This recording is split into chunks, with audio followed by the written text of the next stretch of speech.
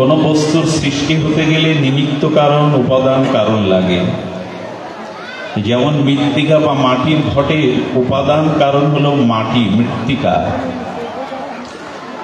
আর উপাদান কারণ মাটির সাথে নিমিত্ত কারণ কোমর লাগে। তেমন এই জগৎ সৃষ্টি হয়েছে দ্বৈত বৃত্তি দিয়ে। সেই দ্বৈত বৃত্তি হলো জন্ম মৃত্যু, সুখ দুঃখ, আনন্দ বেদনা, অনুকূল প্রতিকূল পরিস্থিতি। কিন্তু বিষয় হলো, যারা জগতে আমরা এসেছি ঈশ্বরের সত্তায় সত্তাবান হয়ে,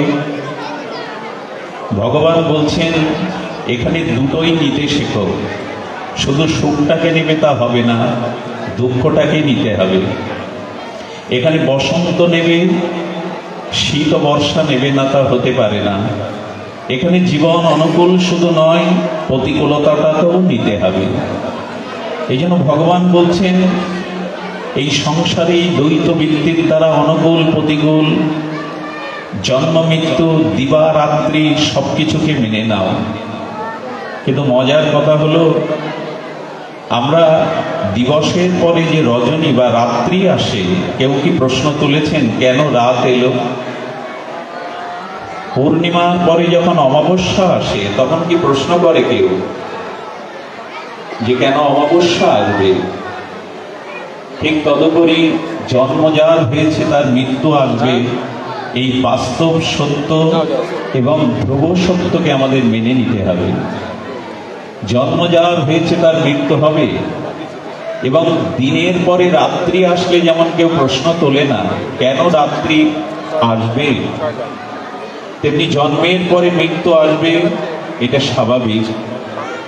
কিন্তু প্রিয়জনের বেদনা, প্রিয়জনকে হারানোর যে বেদনা, এবং এই জগতে আপনজনকে হারানোর যে বেদনা, সে বেদনায় আমরা মোহমান হয়ে পড়ি, অনুভব করতে পারি না এই জগতে জন্ম মৃত্যু দুটোই সাথে নিতে হয়েছে।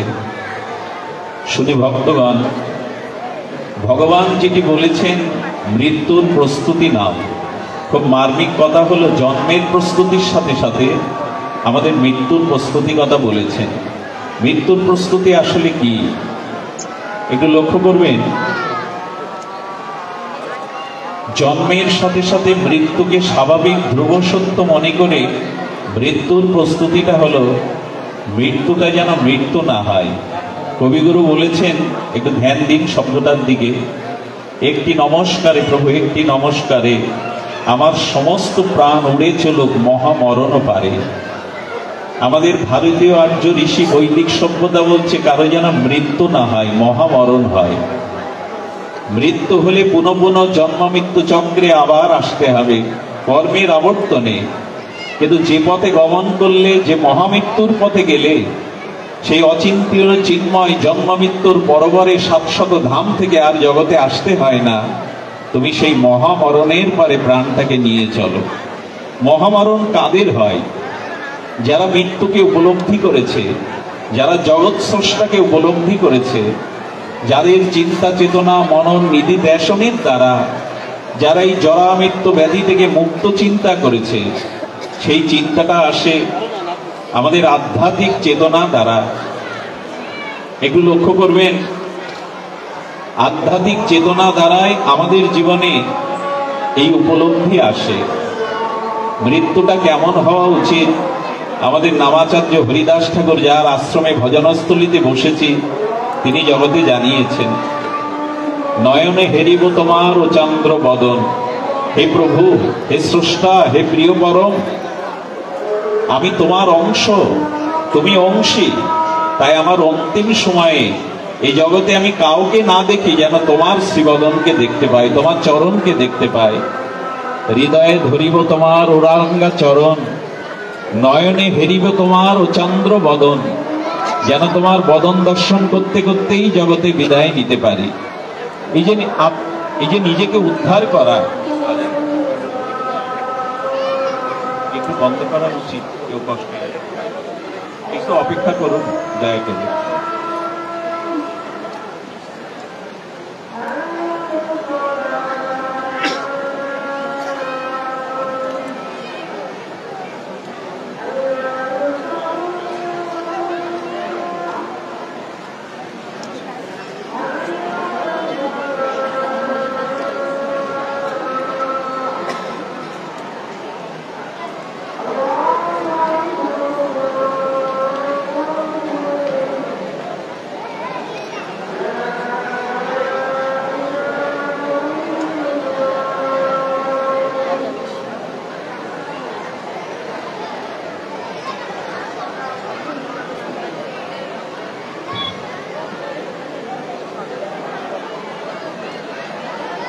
জয় শ্রী রাধে। আমরা মহান স্রষ্টার যে তাদের ইবাদত আজান শ্রদ্ধা জানিয়ে বিরতির পরে আমরা সংক্ষিপ্ত ভাগবতীর প্রসঙ্গে ফিরে আসি। শুধু ভক্তগণ, এই মহামরণ আর মহামৃত্যুর পথে যাত্রী হয়ে আমাদের চলবার জন্য ভগবানকে বলা হয়েছে। ভগবান নিজেই বলেছেন, তস্মাৎ সর্বেষু কালেষু মামনুষ্যর। একটু ধ্যান দিন। উদ্ধবকে গোবিন্দ বলেছেন, অখণ্ড পরতত্ত্ব শ্রীকৃষ্ণ, উদ্ধব, জীবনের সুখ দুঃখ আমার তরফ থেকে আসে না, তার প্রাক্তন কর্মফল থেকেই সে সুখ দুঃখ পায়। তবে কেউ যদি আমার কাছে কিছু বলতে চায়, প্রভু তাহলে আমাকে তুমি কৃপা কি করলে? সুখ দুঃখ অনুকূল প্রতিকূল আমাদের কর্ম থেকে আসে, ভগবানের থেকে আসে না। পূর্ব জন্মে আমরা যেরূপ কর্ম করেছি সেই কর্ম অনুযায়ী আমাদের সুখ দুঃখ আসে।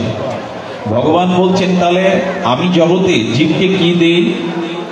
যদি কেউ আমার কাছে প্রশ্ন করে, অনেকেই প্রশ্ন তোলেন, ভগবান আমাকে কৃপা করলেন না, ভগবান আমাকে করুণা করলেন না।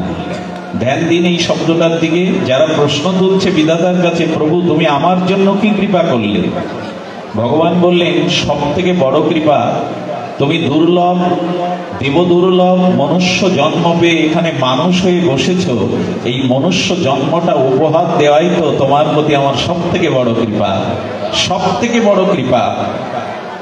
সবার উপরে মানুষ শ্রেষ্ঠ, সৃষ্টির শ্রেষ্ঠত্ব মানুষের মধ্যে, কারণ সে বিবেক প্রধান, ত্যাগ প্রধান। জগতের কল্যাণের জন্য মানুষের যে বিবেক বিচার, এটা অন্য প্রাণীদের মধ্যে নাই, তাদের ভোগজনী। এই জন্য ঈশ্বর বলছেন, যারা বলে ঈশ্বর আমাকে কি করুণা করলেন, বললেন পৃথিবীর সব থেকে বড় কৃপা তোমার উপরে, আমি তোমাকে মনুষ্য জন্ম দিয়েছি। নিরিদেহ আদ্যং সুলভং সুদুর্লভং ফলবং সুকল্প গুরুকর্ণ ধারণম ময়া অনুকূলেন অবশ্য তেরিতান প্রমাণ ভবদ্ভিন্ন করে স আত্মাহা। সর্ববেদান্ত সার অমল পুরাণ ভাগবত বলছেন, মনুষ্য জন্মটা পাওয়া ভগবানের বিশেষ কৃপা। ভগবান বললেন, এরপরে আরো কৃপার তর বা কৃপাতম শ্রেষ্ঠ কৃপা, বিশেষ কৃপা হলো তোমাকে আমি মনুষ্য জন্ম দিয়ে, তোমার চিত্তে প্রেরণা দিয়ে তোমাকে শুদ্ধ সাধু সঙ্গ হরিকথার সুযোগ করে দিয়েছি। সবাই তো আসতে পারে না, সবাই ভগবানের উপাসনা করতে পারে না, কারণ ভগবানের বিশেষ কৃপা না হলে মানুষ সাধু সঙ্গ সৎসঙ্গ পেয়ে জীবন আত্ম উদ্ধারের চেষ্টা করতে পারে না। এই জগতে আহার নিদ্রা ভয় মৈথুন তা তো পশুদের মধ্যেও আছে। মানুষের বিশেষত্ব হলো মানুষ ভগবান ভজন করতে পারে। যখনই জানবেন আপনার হৃদয়ে প্রেরণা সৃষ্টি করে কোন সৎসঙ্গে সাধু সঙ্গ হরিকথা শোনার ভাগ্য দিয়েছেন ভগবান, জানবেন এটা ভগবানের আপনার প্রতি দ্বিতীয় বিশেষ কৃপা। এখানে আমরা আসতে পারতাম না যদি স্রষ্টা না চাইতেন, ঈশ্বর না চাইতেন, আমরা এখানে আসতে পারতাম না। বিশেষ কোন কৃপা যখন ঈশ্বর কোন জীবের প্রতি করেন, তখন সেই জীবের হৃদয়ে প্রেরণা সৃষ্টি দিয়ে তাকে হরিকথা শোনার ভাগ্য দিয়ে দেন সাধু সঙ্গে। আর ভগবান বললেন, ময়া অনুকূলেন, আমি তোমার উদ্ধারের জন্য, তোমার আত্মকল্যাণের জন্য আমি এই জগতে শ্রী গুরু গীতা ভাগবত শাস্ত্র এই অনুকূল বাতাস দিয়েছি। যেমন নৌকাটার পালে অনুকূল বাতাস লেগে নৌকাটা তীরে পৌঁছায়, তদুপরি আমি তোমাকে এই সাধু সঙ্গ, ভাগবত গীতা, বৈদিক জ্ঞান, ভারতীয় আর্য ঋষিদের ত্যাগ বৈরাগ্য দিয়ে আমার অনুকূল কৃপা বাতাস দিয়েছি, যাতে তুমি আমার কাছে আসতে পারো। কিন্তু পরিতাপের বিষয় জানেন, মনুষ্য জন্ম পেয়ে, বিবেক বৈরাগ্য পেয়ে, গীতা ভাগবতের মতো জগতের অনন্য 700 গ্রন্থ পেয়ে, সাধুগুরু বৈষ্ণব সঙ্গ পেয়েও যিনি নিজের উদ্ধারের চেষ্টা করলেন না, এই জগতের মোহমায়া স্ত্রীপুত্র কামনায় আবিষ্ট হয়ে থাকলেন, ভগবান বললেন, ন তরের স আত্মাহা, তিনি প্রকৃত আত্মহত্যাকারী, তিনি প্রকৃত অকল্যাণকারী, তিনি নিজের সুযোগ পেয়ে উদ্ধারের চেষ্টা করলেন না।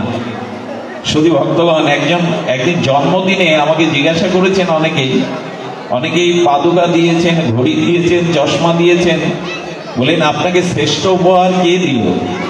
তো যদি বলতে হয় শ্রেষ্ঠ উপহার দিয়েছেন ভগবান, এই মনুষ্য জন্মটা উপহার দিয়েছেন। আচ্ছা, আমার যদি মনুষ্য জন্ম না হতো, আমি কি ভগবানকেই ভুলে আছি?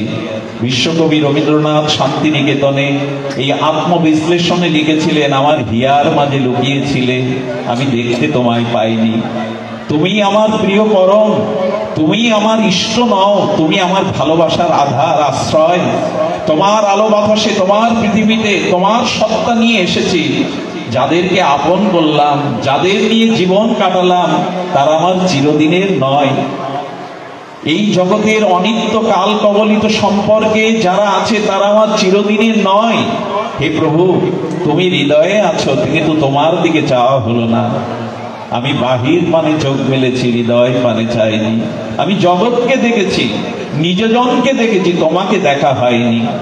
তুমি সুর দিয়েছো, তোমার গান গাইনি।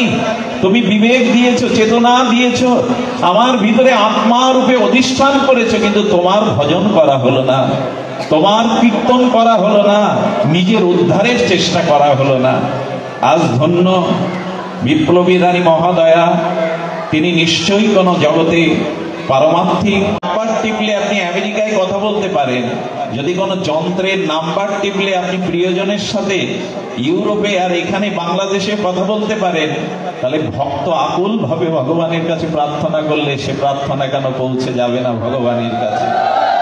আজ মহামান্য প্রলয় কুমার জোয়ারদার মহোদয়, তিনি যে সিদ্ধান্ত নিয়েছেন, আমি অবাক হয়েছি। এমন একটি পদ মর্যাদায় থেকে, এক ব্যস্ত সময়ের মধ্যে থেকেও তার সহধর্মিনীর জন্য তিনি যে পরম মাঙ্গলিক কাজ বেছে নিয়েছেন, সেই সাথে বেনাপোল পাটবাড়ি আশ্রমের যারা বর্তমান কমিটিতে আছেন, আমি তাদের সাধুবাদ দেব এমন একটি অনুষ্ঠানের মাঙ্গলিক আয়োজনের পরিকল্পনা বা পরিস্থিতি সৃষ্টির জন্য। দেখুন, এইটুকু বলবো, উদ্ধার এত আত্মনা না আত্মা অবসাদয়ের, আপনার উদ্ধার অন্য কেউ করে দেবে না, আপনাকেই উদ্ধার হতে হবে। আমি ছোট্ট একটি রামায়ণের লীলা, কোন প্রয়াত কল্যাণের জন্য, মুক্তির জন্য একটু রামায়ণের কথা বলতে হয়, সামান্য বলে বিশেষ মহোদয় তাদের অমূল্য সময়, আমি বেশি সময় না নিয়ে, বাবাজিও আছেন এখানে, তিনি তার মূল্যবান ভাগবতী অনুভূতি প্রকাশ করবেন। একটু নিবেদন, আপনারা জানেন, তিনি যখন অযোধ্যা পরিত্যাগ করে বনগমন করছিলেন, সেই বনগমনের গঙ্গার এপারে তিনি একটি রাত কাটিয়েছিলেন। প্রভাতে যখন নৌকা পার হবেন, তখন ওখানে ছিলেন মাধব পাটনি রূপে এক দিন দরিদ্র হতভাগ্য মাঝি। তিনি প্রভু রামচন্দ্রের মহিমা শ্রবণ করে গুহাক চণ্ডাল, ওই প্রদেশের যিনি রাজা, তাকে বললেন, রাজা, আমি বড় দরিদ্র, আমার নৌকানা ভাঙা, নৌকাটি ভাঙাচুরো। আগামীকাল সকালে প্রভু রামচন্দ্র, মা জানকী, লক্ষ্মণকে নিয়ে পার হবেন। আমি একটা অনুরোধ করছি আপনার কাছে, আমি আপনার প্রজা সেবক, আগামীকাল যতক্ষণ প্রভু পার না হবেন, ততক্ষণ এই ঘাটে ময়ূরপঙ্খী নাও থাকবে না, আমার ভাঙা নৌকাটা থাকবে। আমার একান্ত অনুরোধ, আমি প্রভুকেই পার করবো, এটা আমার ইচ্ছা। এই ইচ্ছাটা কেন রেখেছিলেন জানেন?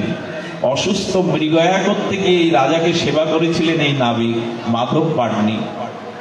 রাজা বললেন, তুমি আমার জীবন বাঁচিয়েছিলে, তাই আগামীকাল সকালে প্রভু যতক্ষণ গঙ্গা পার না হবেন, তোমার একটাই নৌকা খেয়া ঘাটে থাকবে। সেই মাধব পাটনি ছাড় ছিন্ন বস্ত্র, মলিন অঙ্গরাগ, সে নৌকাটা নিয়ে ঘাট থেকে একটু অদূরে নৌকাটা স্থাপন করে অন্যদিকে ফিরে আছে। প্রভু রামচন্দ্র রাজীবলোচন মর্যাদা পুরুষোত্তম জগৎ জননী মা সীতাকে নিয়ে, অনুজ লক্ষণকে নিয়ে বলছেন, মাঝি ভাই, মাঝি ভাই, দয়া করে পার করে দেবে। অন্যদিকে ফিরে মাধবের চোখে জল এসে গেছে। এই না হলে ভগবান, মাঝিকে কেউ এরকম আবেদন করে, নিবেদন করে, দয়া করে পার করবে, এ না হলে ভগবান কি? ভগবান তো সকলেই সম্মান করেন, সকলকেই মূল্য দেন। এই জন্য এই রিক্সা, এই মাঝি, এই শব্দগুলো আমাদের বলা উচিত নয়। তিনিও মানুষ, তার মধ্যেও ঈশ্বরের সত্তা আছে। আজ প্রভু লৌকিক ব্যবহার, সভ্যতা শেখাচ্ছেন, ওগো মাঝি, পার করে দেবে। কি বটের চোখে জল এসে গেছে, মাধবের চোখে জল। ভগবান আজ আহ্বান করছেন, অনুনয় করছেন পার করে দাও, ইচ্ছা করে কিবট ডাকটা শুনছে না, ইচ্ছা করে। লক্ষণ একটু রাগী ছিলেন, বলে প্রভু তোমার ডাক যারা শোনে না, তোমার কথা যারা মানে না, তুমি তাদেরও ভালোবাসো কেন? কেন বারবার ডাকছো কিবটকে? লক্ষণকে শান্ত করে বললেন, ডাকতে দাও, আজ ও মাঝি, আমি পারের জন্য তার কোলে এসে দাঁড়িয়েছি। লক্ষণকে বলছেন, লক্ষণ ভালোবাসলেও ভালোবাসার একটা লক্ষণ ব্যবহার কি জানো? যে যত ভালোবাসে সে তার কথা কিছু কিছু সময় অমান্যও করে। লক্ষণ তোমার বনবাস হয়নি, সীতার বনবাস হয়নি, কিন্তু তোমরা কি আমার কথা শুনেছিলে? ভালোবাসো বলেই তো আমার আদেশ অমান্য করে আমার সাথে এক কাপড়ে বেরিয়েছ, সহ ব্যথী হয়ে, সহ ব্যথার ব্যথী হয়ে। তাই ডাক না শুনলেও, আমার আদেশ না মানলেও মনে হয় ওর অন্য কোনো কারণ আছে, ভগবান তো দোষ দেখেন না। লক্ষণ বলছে, সত্যই তো, দাদা তো আমাকে বনবাসে আসতে দেয়নি, আমিও তো দাদার আদেশ লঙ্ঘন করেছি। কিবট ধীরে ধীরে নৌকাটা তীরে আনলো, খুব ধ্যান দিন। কিবটকে লক্ষণ বলছেন, আপনি শুনতে পাননি প্রভুর আহ্বান পার করে দেওয়ার জন্য? বলে, শুনেছিলাম ঠাকুর লক্ষণ, কিন্তু ইচ্ছা করেই প্রভুর ডাকের উত্তর দেয়নি। বলো, তার মানে? বলে, প্রভুকে একটা শিক্ষা দেব বলে আমি উত্তর দেইনি। রামচন্দ্র বললেন, কি শিক্ষা কিবট? মাধব বলো। বলে, প্রভু আমি যেমন এই খেয়াঘাটের মাঝি, তেমন এই বিশ্ব সংসারের জীব মৃত্যুর পরে তোমার ঘাটে গিয়ে দাঁড়াবে, বৈতরণী ঘাটে। তুমি এই সংসার, ভব সংসারের মাঝি, সেদিন তোমার ঘাটে যারা যাবে, তুমি যেন তাদের পার করতে, তাদের আহ্বানে সাড়া দিতে দেরি করো না। দেরি করলে কেমন হয় ওটা তোমাকে জানানোর জন্য আমি দেরি করছিলাম। রামচন্দ্রের চোখে জল এলো। সত্যিই তো জগৎজীব একদিন আমার ভবতরণী পার হবে। নৌকার মাঝিকে ডেকে ডেকে সাড়া না পেলে যাত্রীদের যেমন উদ্বিগ্নতা আসে। বলে, কিবট মাধব, আমি কথা দিলাম আমার ঘাটে যারা যাবে সেদিন আমি তাদের ডাকে সাড়া দিয়েই পার করে দেবো, অপেক্ষা করব না। কিবটকে বলছেন, এবার পার করে দাও, সূর্য উদয় হয়েছে, আমাকে পার করে দাও। বলেন, প্রভু কি আছে, ওর সাথে আমার শত্রুতা আছে। কেন জানি না। প্রভু হাসছেন, আমার চরণ তলে যে ধুলি আছে, রেণু আছে, তার সাথে শত্রুতা কেন? বলে, প্রভু আমি বোকা হলেও, মূর্খ হলেও, মাঝি হলেও আমি শুনেছি পাথরের উপর তোমার চরণ ধুলি দিলে পাথর নাকি মানবী হয়েছিল। অহল্যা উদ্ধারের কথা বলছেন। প্রভু রামচন্দ্রের চরণ ধুলিতে অহল্যা পাষাণী মানবী হয়েছিল। একটু লক্ষ্য করুন, বলছেন প্রভু তোমার চরণ ধুলি যদি আমি এ ভাগ্য যোগী ঋষিরা পাই না, যুগ যুগান্ত তপস্যা করে তোমার চরণ পাই না। আজ যখন খেয়াঘাটে পেয়েছি প্রভু, তোমার চরণটাকে একটু প্রক্ষালন করতে চাই, ধুতে চাই। রাম ভগবান বললেন, মর্যাদা পুরুষোত্তম বললেন, আচ্ছা বালুর ওপরে রেখে চরণ ধুলে তো আবার লেগে যাবে। কিবট কি করলো জানেন? ওই যে বিশেষ যন্ত্র থাকে না নৌকায় জলটা সেচনের জন্য, ওইটা এনে বলছে, প্রভু এর উপরে দাঁড়াও। লক্ষণ বললেন, তুমি প্রভুর চরণ জল করবে, চরণ ধুয়ে দেবে, তো গঙ্গা থেকে জল আনো, পাত্র কই? ঠাকুর লক্ষণ, গঙ্গার জল উচ্ছিষ্ট, ওটা গোবিন্দের চরণ থেকে এসেছে, কতজন স্নান করেছে, পাপ ধুয়ে গেছে। আমি আজ নূতন গঙ্গা জলে দিয়ে প্রভুর রাতুল চরণ ধৌত করব।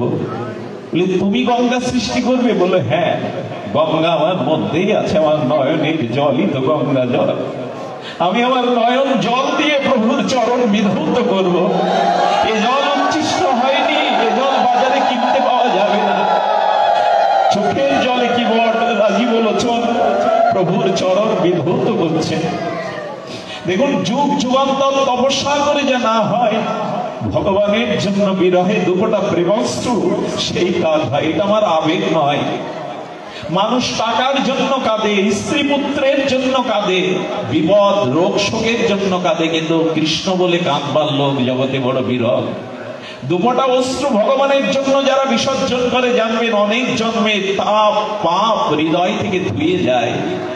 আজও তো মলিনতা ধোয় জলের দ্বারা।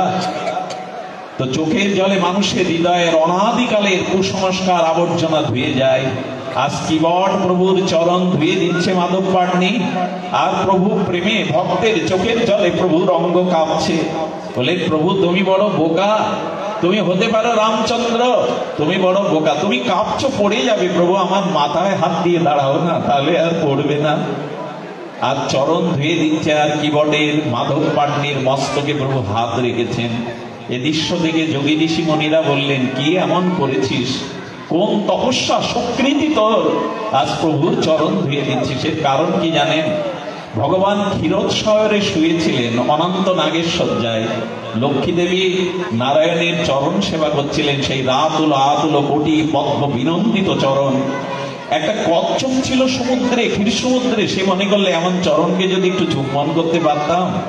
কিন্তু কচ্ছপেরও ইচ্ছা হলো ভগবানের রাতুল আতুল চরণকে, রাঙা চরণকে একটু স্পর্শ করবে।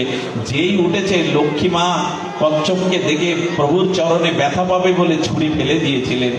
কচ্ছপটা কেঁদে কেঁদে বলেছিল, মানুষ হতে পারেনি বিধায় তোমার চরণ ছুঁতে পারবো না।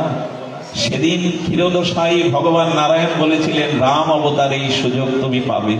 আমার মনে হয় কি জানেন, সংসারে সব আশা পূর্ণ হয় না, সম্রাট চক্রবর্তী রাজাদেরও হয় না, কিন্তু নিবেদন করব, ভগবানকে ভালোবাসার ইচ্ছা করুন, সেবার ইচ্ছা করুন, কোনো না কোনো জন্মে সেটা পূর্ণ হবে।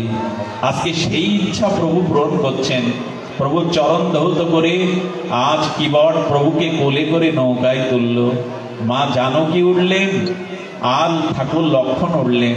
এই পরমানন্দের দিনে আজ মাধব পান্নি আনন্দে সুরলহরীর সঙ্গীত সুধায় প্রভুকে পার করতে করতে মাঝ গঙ্গায় এসে নৌকাটা থামিয়ে দিয়েছে। এই কথাটা আপনাদের মন দিয়ে শুনতে হবে। মাঝ গঙ্গায় এসে যখন নৌকা থামিয়ে দিয়েছে, তখন বলছেন, কিবট মাধব, তুমি কেন এখানে থামিয়ে দিলে, পার করো। প্রভু আজ একটা কথা দিতে হবে। কথাটা এই, প্রভু আজকে আমি তোমায় পার করছি, কিন্তু মাছ নদীতে রেখে দিয়েছি গঙ্গা, এই জন্য তুমি আমাকে কড়ি দাও। পারের তো কড়ি দিতে হয়। মাধব, কি কড়ি নেবে বলো, কি কড়ি নেবে? আচ্ছা পার করে দাও তো, মা জানকীর হাতে অলংকার আছে, আমি ওটা তোমায় দিয়ে দেবো, পার করে দাও তো। বলে, না প্রভু, পার করে অনেক যাত্রী অনেক সময় মনের ভুলে দেয়ও না, যদি মনে না থাকে তুমিও না দাও, আজকে চাইছি। বলো, কি চাই বলো তোমার?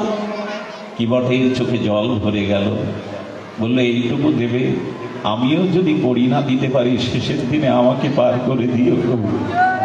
আমি যদি তোমায় কিছু না দিতে পারি, ভজন নাই, সাধন নাই, স্বীকৃতি নাই, তুমি কথা দাও সেদিন আমাকেও পার করে দেবে। আমি করি যদি নাও দিতে পারি, তোমাকে কিছু নাও দিতে পারি, তুমি পার করবে, কথা দাও। রামচন্দ্র কিবটের স্কন্ধে হাত রেখে বললেন, ওরে আমি কথা দিলাম, শেষের দিনে ভব সংসার আমিও তোমাকে পার করে দেব। যখন কুলে নৌকাটা ভিড়বে, তখন বারবার কিবট ইচ্ছা করে, মাধব পান্নি ইচ্ছা করে নৌকাটা কুলে নিচ্ছে না, বিলম্ব করছে। লক্ষণ রেগে গিয়ে বলছেন, কেন বিলম্ব করছো, তাড়াতাড়ি ঘাটে লাগাও। লক্ষণকে আবার বলছেন, আমি প্রভুকে আরেকটা শিক্ষা দেব বলে ইচ্ছা করে নৌকা কুলে ধরছি না। রামচন্দ্র হেসে বললেন, কি শিক্ষা বলো, আজ তোমার কাছ থেকে শিখবো আমি, বলো।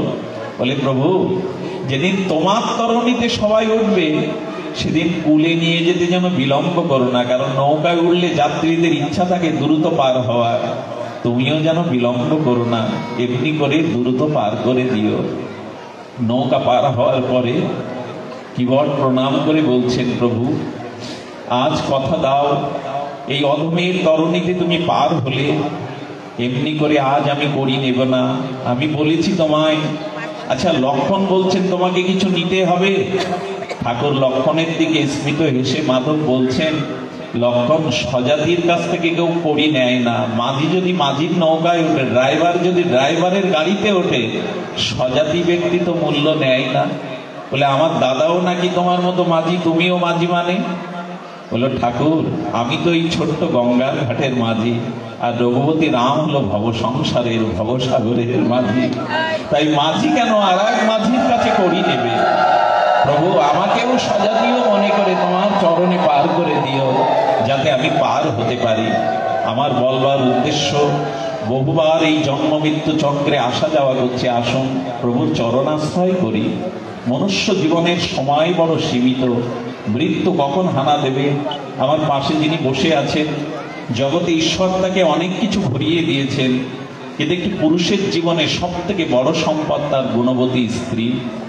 স্ত্রী হারা একটা পুরুষের জীবনে যে শূন্যতা, এটা বুঝতে পারে না। শুনলে অবাক হবেন, রাম বনবাসের জন্য কাঁদেনি, এক কাপড়ে বেরিয়েছিলেন কাঁদেনি, কিন্তু সীতা হারিয়ে কেঁদেছিলেন ভগবান। সীতাকে হারিয়ে বনে বনে প্রভু রামচন্দ্র কেঁদেছিলেন। লক্ষণ বলছেন, আপনি চক্রবর্তী সম্রাট, আপনি ভগবান, আপনি অধৈর্যের যুবরাজ, এক সীতার জন্য কাঁদবেন কেন? কত সীতা আপনার চরণে লুটিয়ে পড়বে। লক্ষণকে বলেছিল, সীতা উদ্ধার না হলে রাম অযোধ্যায় ফিরে যাবে না। জানো লক্ষণ, সীতা শয়নে আমাকে সে প্রেরণা দিত, সেবা দিত। আহার যখন করাতো, সেবাতে সে মা হতো। একজন স্বামীর কাছে তার স্ত্রী সেবার সময় মায়ের রূপ ধরে, মায়ের মতো সে তাকে সেবা অনুরাগে সেবা করে। আমার রঘুশয্যায় সীতা বোনের মতো আমার কপালে হাত রাখত। আমার জীবনের কোন সিদ্ধান্তে সীতা মন্ত্রীর মতো, আমাকে সুযোগ্য মন্ত্রীর মতো আমাকে প্রেরণা দিত। লক্ষণ, সীতা যদি উদ্ধার না হয়, এই রাম আর কখনো ফিরে যাবে না। জগৎকে রামচন্দ্র দেখালেন স্ত্রীর প্রতি কতটা ভালোবাসা ভগবানের থাকতে পারে।